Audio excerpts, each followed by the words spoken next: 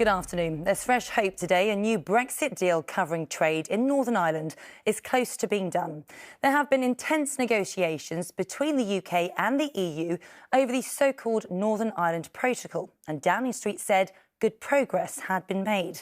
Well, a visit to London by EU Commission President Ursula von der Leyen was due to take place today, but has now been cancelled.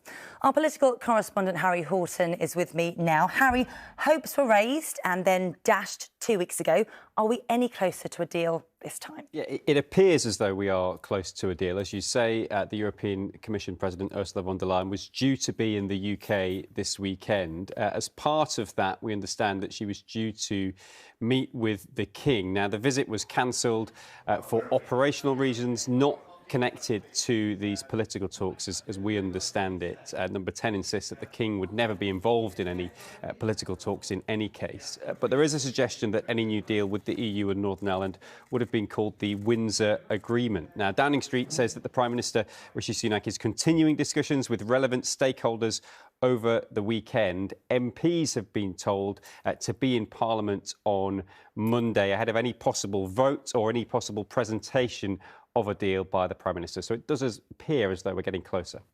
It's crucial, though, that the DUP agree to any new deal. What are the chances of that? Yeah, Rishi Sunak wants the backing of the DUP, wants the backing of his own Eurosceptic backbench MPs. The two groups are likely to form a similar view on whatever deal is presented. Rishi Sunak's view and the view of parties in Northern Ireland is that the current deal on Northern Ireland isn't working, mainly because of checks on goods between Great Britain and Northern Ireland. So there is a problem there. The challenge for Rishi Sunak is that in seeking to address that problem, he might create himself some new ones, not least a rebellion by some of his own backbench MPs.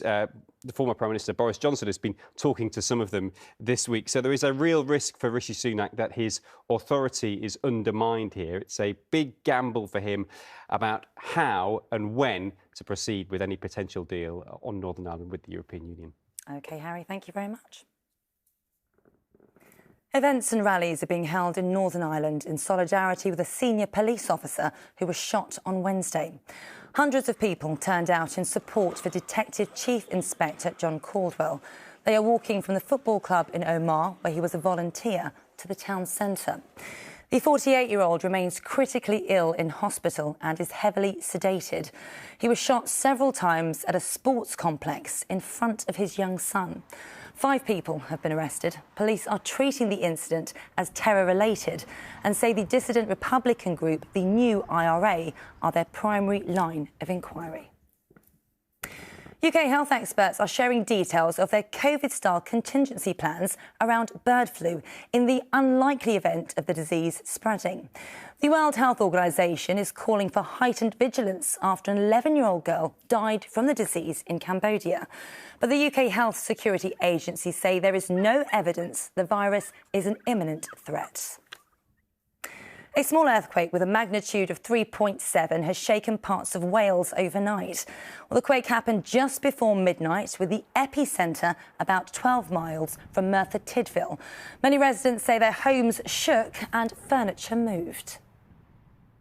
There is more bad news today over the cost of living, with a warning that energy bills could cost 10% of the average salary by April.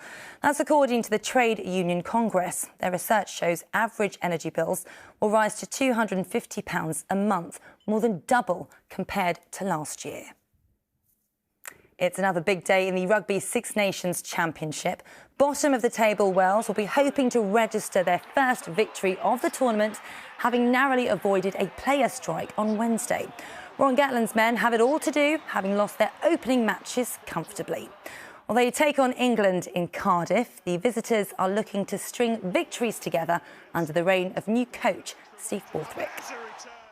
But before that, Italy play Ireland, and you can watch it live here on ITV1.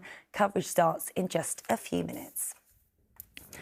Finally, thousands of tickets for the Eurovision Song Contest are to be allocated to displaced Ukrainians living in the UK.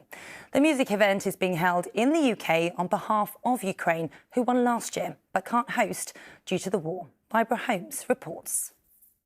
Ukraine! When Ukraine claimed victory at Eurovision last year, the country was only a few weeks into the war that had totally upended life there. Ukraine's commentator had to broadcast from a bomb shelter.